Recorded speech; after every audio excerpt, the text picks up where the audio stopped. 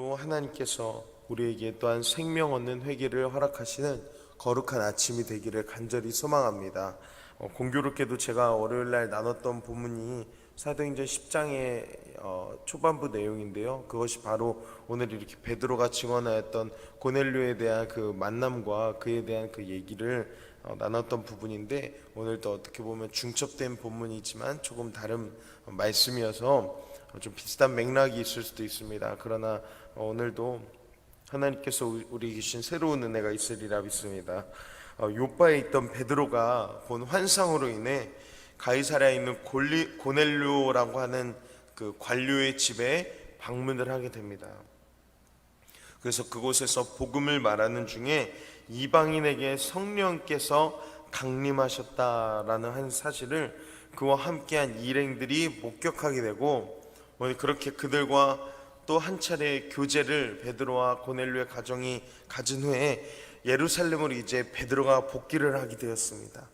이미 베드로라고 하는 사람의 행보가 이방인에게 하나님의 말씀을 받고 또한 성령을 받았다라고 하는 사실이 베드로가 이미 예루살렘에 도착하기도 전에 예루살렘의 파다하게 퍼져나가고 있었습니다.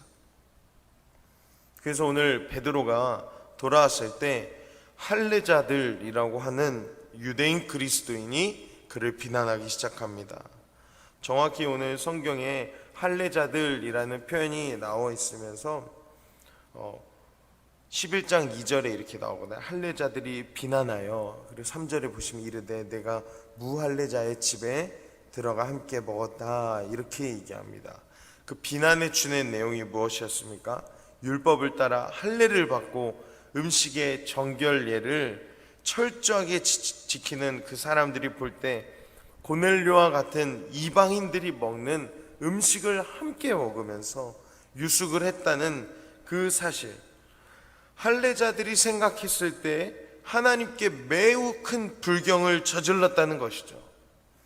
베드로는 이와 같은 비난 앞에 그가 이방인 고넬료의 집에 가게 된 그 경유를, 그 자초지종을 설명을 하고 이 모든 것이 하나님의 뜻에 따른 것이다 라고 하는 것을 설명해서 자기의 무고함을 변론하는 그런 내용을 4절 이하에서 우리는 확인할 수 있습니다. 자, 여기서 주목해야 할 것이 하나 있습니다. 그것은 바로 선입견이라고 하는 것은 하나님의 역사를 가로막을 수 있다라고 하는 것입니다. 여기서 계속적으로 나오는 단어가 할례자들이라는 표현입니다. 할례 받은 사람들이요, 이렇게 계속 표현을 한 이유가 있습니다. 이 저자인 누가가 이 할례자들이라고 하는 표현을 계속해서 쓴 이유가 있습니다. 그것은 바로 베드로가 무할례자의 집에 들어가 함께 먹은 것에 대한 비난을 했기 때문입니다. 그들이 불만을 가지고 있던 게 어떤 것일까요? 왜 이방인에게 세례를 줬는지, 또한 그곳에 있는 그 시간이 성경적인 시간이었는지, 이런 본질적인 부분을 그들이 논한 것이 아니었습니다. 그들이 했던 비난은 자신들의 전통과 자신들이 갖고 있던 기준, 그들의 규범을 어긋났다라고 하는 그것이었습니다. 생각해보면 우리에게도 정말 많은 선입견들이 있습니다. 특별히 교회 내에 참 많은 선입견들이 있습니다. 대표적으로 어떤 게 있을까요? 우리나라 옛날에 한국교회, 지금은 이제 많이 보편화가 되었지만 옛날에는 우리 드럼이 들어오는 건 놓고 교회에 어떻게 감히 신성한 교회에 저런 불경스러운 악기를 들여놓느냐, 여러분 이런 선입견 기억나십니까? 옛날에는 그런 시대였죠. 그리고 염색한 사람은 강단에 서면 안 되거나 앞에 서서 찬양팀을 하는 것이 조금 이상하거나, 요즘에는 많이 바뀌었지만 그래도 어느 정도는 필요한 부분이기도 하지만요, 옛날에는 옷을 조금 시원하게 입는다든지 그러면 아주 하나님 앞에 나가는데 어떻게 저런 불경스러운 꼴을 하고 그냥 그럴 수 있겠느냐라고 하는 그런 문화가 아직까지도 어떻게 보면 남아있는 부분을 저희가 기억합니다. 이처럼 선입견이라고 하는 것은요, 교회를 정죄할 수 있는 가장 쉬운 대상이기도 하고요, 그리고 하나님의 역사를 사람의 생각과 사람의 손으로 제한하게 되는 그러한 일을 나타냅니다. 성령을 받고 경험했을지라도 우리에게는 여전히 죄성이 쏟아나오지기 때문에 당연히 우리는 본질상 진노의 자녀 아닙니까? 조금만 우리 기준과 우리의 선입견을 생각하면 결국 무할례파와 베드로의 식사를 정죄하고 죄를 여기던 그러한 모습, 철저히 하나님 중심이 아니라 율법 중심이라고 하는 자기들의 가치관을 넘어가지 못하여 남을 정죄하는 연약한 모습처럼 우리 또한 성령을 경험했을지라도 우리가 얼마나 연약한지 스스로 잘 알기 때문에 그러한 모습이 드러나기 너무나 쉽다는 것입니다. 그렇기 때문에 그리스도인은 날마다 회개해야 합니다. 우리가 갖고 있는 세상의 기준과 선입견, 이것을 오늘 하나님의 역사를 제한하기까지 만드는 이 무서운 것을 오늘 하나님 앞에 철저히 내려놓으셔야 합니다. 주님께 우리의 모든 역사를 맡겨드립니다. 나의 생각과 나의 마음이 아닌 하나님께서 모든 것을 이뤄가십시오 하고 주님의 주되심을 고백하는 이 아침이 되기를 소망합니다. 그런데 오늘 베드로는 이에 대해서 막 똑같이 그들이랑 맞서 싸우면서 비판하는 것이 아니라 오히려 자기가 경험한 그 확증해 주신 놀라운 그 일을 천천히 설명합니다. 저는 여기서 참 놀라운 것은 베드로의 인격의 변화가 있었다고 생각합니다. 작은 여종에 너 같은 그 도당 아니냐라고 예수를 부인하는 장면만 봐도 작은 말 한마디에 민감하게 반응하던 사람이 베드로의 인생이었습니다. 지금도 무할례파 할례파의 같은 식사의 그 자리, 정결한 것과 부정한 것을 함께 그릇에 넣어서 보자기 환상을 보여주신 그 하나님의 역사를 경험하고 난 인생이 되어서 그런지 오늘 그것에 대해서 민감하게 반응하는 것이 아니라 오히려 천천히 그들에게 자기에게 경험했던 일을 설명해 줍니다. 물론 이후에도 바울이 베드로를 정죄했을 때 그가 도망간 일이 있지 않았습니까?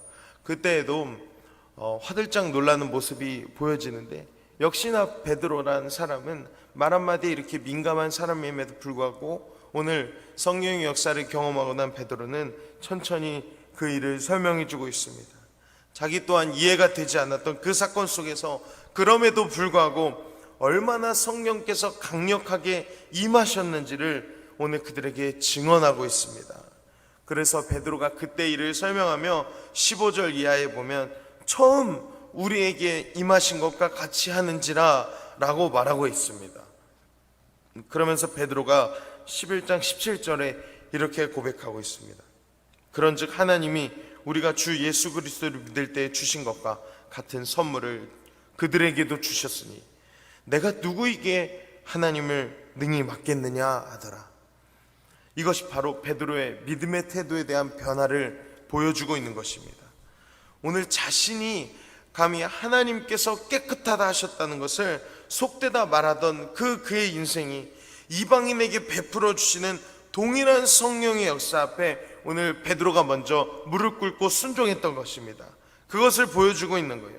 그리고 놀라운 것은 처음에 화를 내고 소리를 지르며 네가 감히 무할례파의 집에 들어갔다라고 외치던 그 할례파라고 주장하는 유대인 그리스도인들이 이 이야기를 들었을 때 오늘 그들이 화를 내던 모습은 온데간데 없고 오히려 그 성령의 역사를 인정하고 하나님께서 그러면 그들에게도 성령을 베푸셨구나 라고 인정하게 되는 그 고백을 오늘 보여주고 있습니다.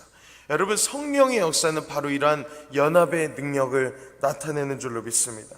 생각해보면요, 우리 안에도 아까도 얘기했지만요, 이방인을 무할례파라고 배척하는 것과 같은 그러한 기준, 교회 안과 교회 밖을 구분지으며 예수님께서 보여주신 사랑을 잊어버린 채 나의 삶의 영역에서 얼마나 많은 사람들을 배척하고 거리를 두는지 모르겠습니다. 교회 내에서도요, 사분오열이 일어날 때가 있습니다. 세상뿐만 아니라 교회 안에서도 할례파와 무할례파를 나누지만 세상으로 나아가서도 내 기준에 따라 나의 선입견에 따라 할례파와 무할례파를 나누는 그런 사람의 기준이 우리 안에 얼마나 많이 있습니까? 원수를 사랑하라고 말씀하셨던 그 예수님의 명령에 순종하기보다 순간순간 일어나는 우리들의 마음으로 인해 서로가 서로에게 상처를 주었던 그러한 시절 또한 여러분 혹시 존재하지는 않으십니까? 그래서 때로는 복음이 온전히 드러나야 함에도 불구하고 인간의 어떤 기준과 인간의 방법으로 인해 하나님의 성령의 역사를 묻어놓은 채 복음이 온전히 드러나지 못하게 하는 그러한 장애가 우리 안에 발생하기도 합니다. 여러분, 그러나 오늘 기억하십시오.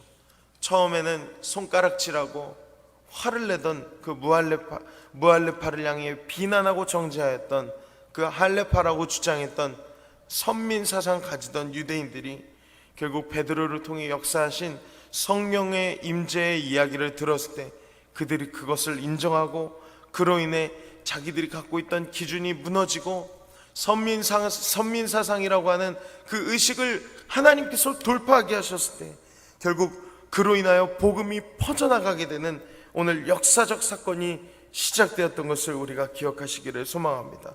그래야 오늘 우리에게 이 복음, 주님의 복음과 이 말씀을 듣고 오늘 우리가 세상으로 나아갈 때 오늘 우리의 선입견과 우리의 기준, 할레파와 무할레파를 나누던 우리들의 그 어떤 세상의 기준, 사람의 기준이 오늘 무너지고 오늘 하나님의 복음이 우리 삶 속에서 세워질 때 우리를 통하여 나의 이웃과 나의 가족과 그리고 내가 내 주변에 있는 나의 모든 사람들을 향해 구원의 길을 전파할 수 있는 하나님의 사람으로 세우신 바 되기를 소망합니다.